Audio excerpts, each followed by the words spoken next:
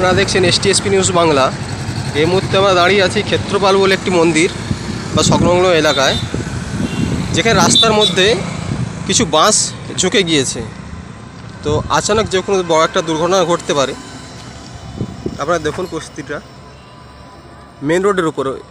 Immediately প্রশাসনে একটা action নেওয়া দরকার।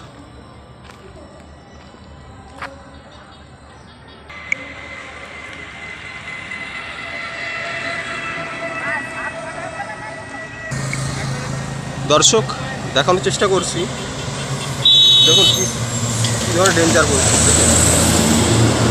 আপনারা দেখুন STSP নিউজ বাংলা, ক্ষেত্রপাল।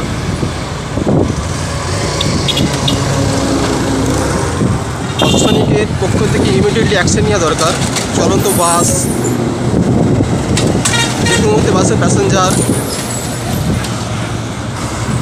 এই ধরনের বিপজ্জনক একটা ঘটনা। দেখুন কোনো অ্যাকশন নিচ্ছেন না প্রশাসন।